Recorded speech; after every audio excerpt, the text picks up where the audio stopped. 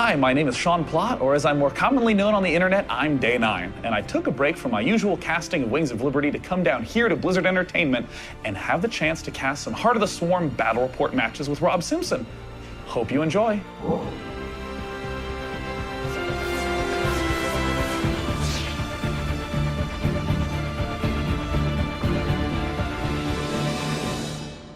Hello, my name is Sean Day 9 Plott from Day 9 TV. And I'm Rob Simpson from Blizzard Entertainment, and you are just about to watch a very special battle report for Heart of the Swarm. Now, worth mentioning is that this build is a development build, so not all balance or units in the game are final. We'll still get to see all those new units kicking into action in the ZVP matchup here today, and especially all the differences between the old Wings of Liberty strategy and the brand new Heart of the Swarm strategy. Let's begin by introducing the map. Always the important part of the game. Howling Peaks has a pretty standard natural expansion right outside your front with a relatively wide choke to defend. And now that choke is going to lead down into the potential third base for said player up here in the upper right-hand corner of the map. And now you can actually see where this map starts to really open up with the variable attack paths. Yeah, I mean, there is a center to the map, but it's broken up into a lot of pieces. And even these little features, such as the destructible rocks, you can take those out and open up a new attack path to another expansion. Even your own natural expansion has this backdoor counterattack path, meaning you have to be aware of an attack coming from any angle at any point in time. And now moving down this ramp, we see what most players on this map have been taking as their fourth base. Now, worth noting about this area of the map is that not only is it in a small, lowered area, but also over here on the left side is the collapsible rock tower. Now, when you deal 500 damage to this collapsible rock tower, it lands and changes into destructible rocks. So that's a great way to create a temporary defense for that expansion. Another expansion up in the top left. I don't think it's as important that there is an expansion here, but more so that there are more attack paths, all relatively narrow. You can cover them with this watchtower to see what's coming from where, but plenty of action available in the center. As you mentioned earlier, this is the center of the map, but as you can see, it's not just a big, wide open battle area. There are so many ways to attack the center of the map and pass through. So if you had to describe the map in one sentence, it would be a big map with a lot of different ways to attack. And as we can see, the Zerg player pretty much going to be opening in that standard Wings of Liberty fashion. Most of the Zerg tech is late layer or early hive, so it's the late game where we'll get to see the Zerg really shine. Right, so here over on the Protoss side, you can also see that the first several minutes of the game will be very similar, but Protoss have access to a unit relatively early in the game called the Mothership Core. Yeah, we'll be getting a chance to see the Mothership Core in a sec, assuming that, of course, the Protoss player doesn't want to abandon all reason and not get it. But, you know, it's kind of significant to note that all the threats that existed in Wings of Liberty obviously still exist in Heart of the Swarm. Those early Ling Roach Baneling all-ins, still a threat. A Zerg triple expanding when you early expand as Protoss, still a threat. So we are, of course, seeing the Protoss player build those early cannons, those early gates, and we are, of course, seeing the Zerg build the early double queen. That's right, and now back over here in Protoss land, we have that first couple cannons being thrown down in addition to his gateway, just about wrapping up.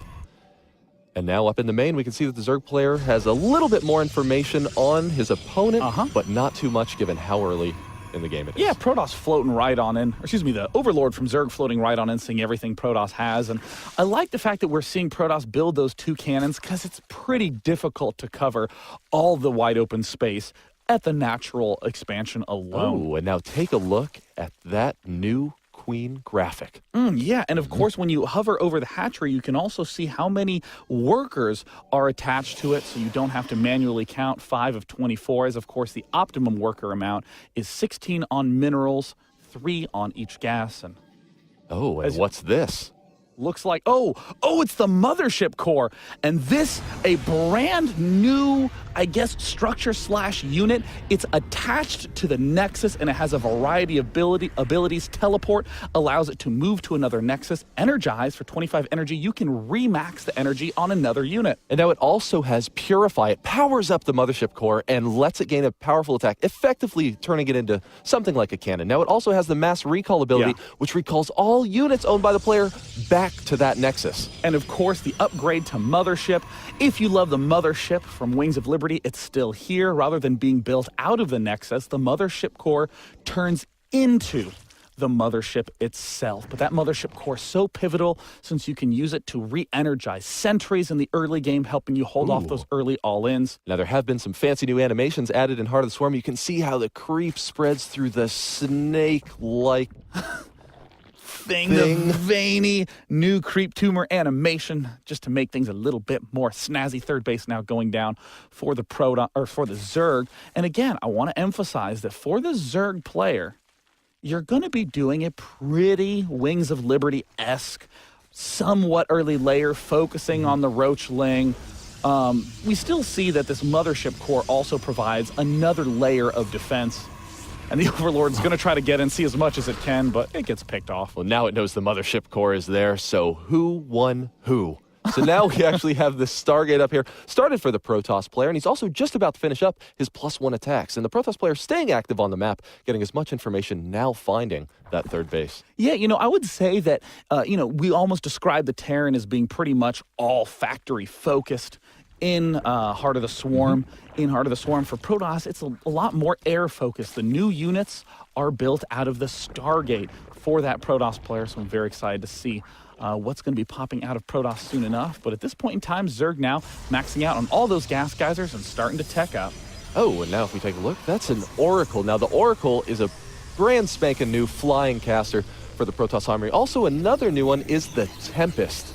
Tempest, I don't know if it's going to be constructed this game, but it can be upgraded to have 22 range. That's like 50 siege tanks, Rob. You can assault things from such an absurd range. Oh, man. And when combined with the Oracle can use Preordain, which places vision and detect it on a building. So that enables the Tempest to fire from super long range and harass. I'm really excited to see some of the new Oracle abilities. We're also looking at some of the new Zerg units. The Swarm Host is layer tech, so when that Infestation Pit is done, there we see the Swarm Host's availability. And now the Oracle moves so quickly across the map. It's sort of a harassment spellcaster. One of the abilities, as you were saying, Preordain, gives vision on any building at all. There's Entomb, which locks down minerals, preventing the opponent from mining, and of course the cloaking field, which allows you to cloak all your nearby units. Here comes Entomb. Oh, and he's got just enough energy to get in there, and you can see the Entomb go down. Now, Entomb is not permanent. As you can see, all of those mineral shields have HP, which means that you always need to be aware of your mining. That's true. It basically turns each mineral patch into a gingerbread house, and the little drones have to gobble it down, and they're finally starting to collapse. But an effective way to lock down all the Zerg mining. We see a second Oracle, very different from the typical Protoss harass of the Void Ray Phoenix, a very annoying way to shut down all the economy for Zerg. And there's another nice Entomb on the minerals. Now, as you can see, what's been a common response to the Oracle harassment is to lay down a couple of spine crawlers, because those spine crawlers will automatically attack the mineral shields, whereas your drones will not. So it looks like we are seeing those spine crawlers take it all down. Zerg finally going back to mining. Stalkers coming out. Of course, the core mix of Stalker Sentry, very common in the mid game. But that's all boosted by the fact that there is the Mothership core. You can add on tons of energy. If you were Zerg and were frustrated with force fields, don't worry, because now you can get those sentries back to max energy so you can face even more. We thought that would be important to you.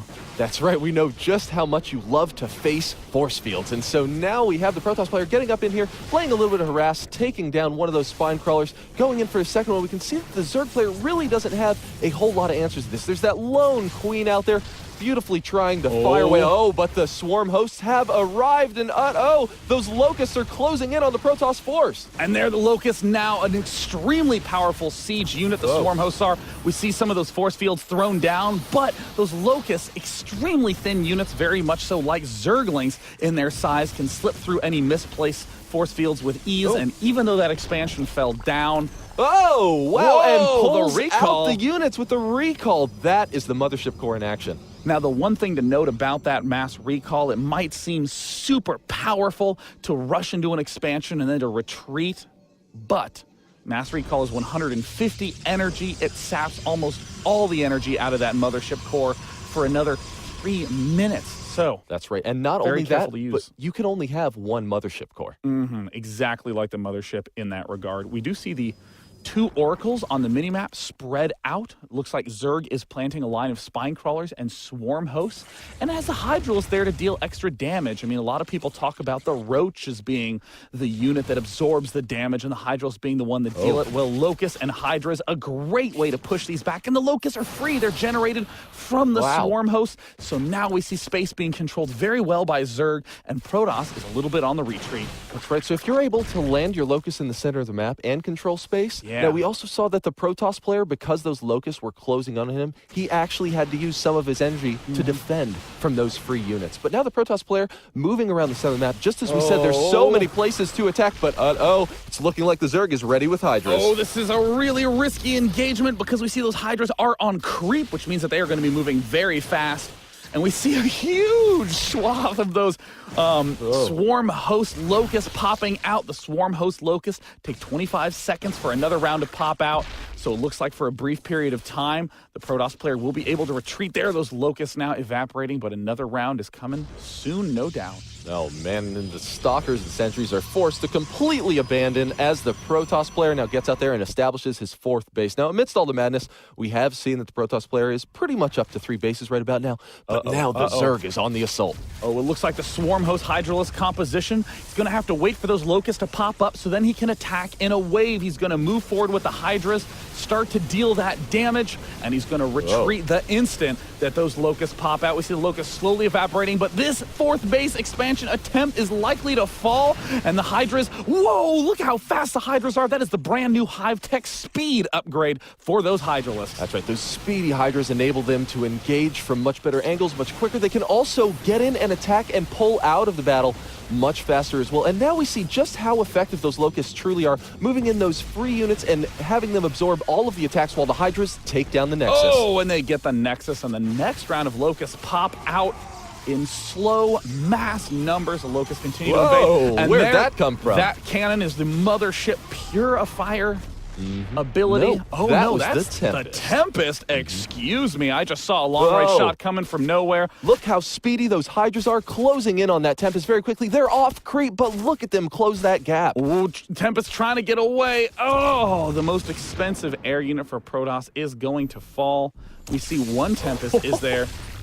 Just slowly, quietly one-shotting, and there's the Preordained to get the bonus vision on that hatchery. Protoss can now see everything around that hatchery, is using a long-range Tempest to slowly pick off all the nearby buildings. Oh, man, and that Tempest is just so far out of reach for the Zerg player right now, but the Zerg doesn't care. He is on the move. Here we have all of those swarm hosts, Vipers, and Hydras moving around the right side of the map, getting ready to assault the Protoss player's 3rd. Viper, another flying spellcaster for Zerg, does have that abduct ability, the ability to grab one unit and bring it close. It does also have the ability to consume to get more energy. And now, not to be discounted, is the Blinding Cloud. It reduces ranged weapons to 1, and it only works on biological units. But now we have the Zerg player landing in those swarm hosts and starting to use those Locusts to lay waste to the Protoss 3rd. Oh, we do see that Oracle that was initially used for harassment now going to be able to cloak all those units. A great ability from the Oracle.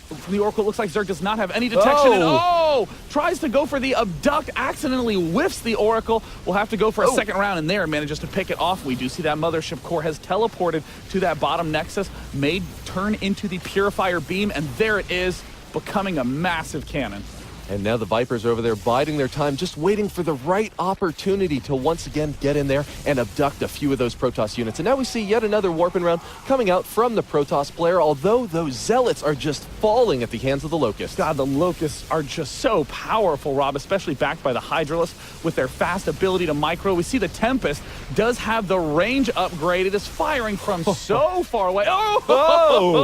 Abducting that Colossus. will try to go for the retreat. Oh man, and the Speedy Hydras were trying to get in there, but they didn't want to risk the line of fire. Oh, but once again, are we going to be able to see that Colossus be finished off by those Hydralisks? Now we have a bit more of the Stalkers and Zealots, but they're only fighting the free units. They still aren't eliminating the threat right now. The Tempests are now in position to focus down those Swarm Hosts. Great positioning there by the Protoss, working away at the Swarm Hosts with the sickening range of the Tempest. They're slowly eliminating them. Protoss will no doubt be able to finally deflect this attack, so long as he can just hold on a little bit longer. But those free locusts being generated by the Swarm Hosts are slowly dwindling the probe count. And of course, once another again nice abducted. Very nice play from the Zerg player and getting in with those Locusts and those Hydras to follow up and finish off that Colossus. And now it's looking like the Zerg player almost has full control of this expansion. Oh gosh, right when the Swarm Host got cleaned out. The Hydralisk army just got a little bit too great. We even see 4 more Vipers in production to try to help with that abductability. Even abducting a Stalker too would be fantastic at this point in time as they are continuing to try to run. And there's the abduct on the Tempest.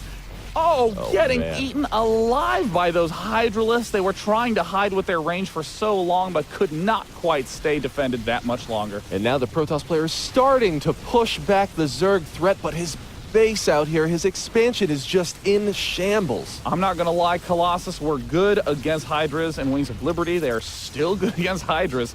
In Heart of the Swarm, that Hydra line is completely decimated. And now we see the Zerg player staying active with those Speedy Hydralisks, moving around to once again deny that expansion. Oh, but just as you said, those Colossi are frying the Hydras, especially with that Tempest backup fire. And you know, it's so key to note that the Hydralisks now, as a late game unit, are used for counterattack, used for harassment, the way that roaches or lings once were. But more importantly, the Hydralisks are a extremely potent force in any direct engagement as well, thanks to that speed, thanks to the Swarm Host. Protoss now trying to do some harass attack, dealing damage to that top left hatchery with whatever it can. Very small mix of units, but look at the range on those Tempests. Jeez, that's crazy to see in action. Man, they are just hammering down on this expansion. The Zerg player is scrambling to get over there, and he has Ultralisks now in his composition as well. Now, Ultralisks have the charge ability. It's burrow charge. It can close such a large gap and briefly knock up and distract units as they close that distance. The Vipers do want to get in position and cast that abduct to snatch up the Tempest, to snatch up the Colossus. But the Oracle still being used to entomb all of these mineral fields, try to shut down the mining. Those remaining Swarm Hosts that ate away the bottom base now slowly trying to work on the Protoss Natural.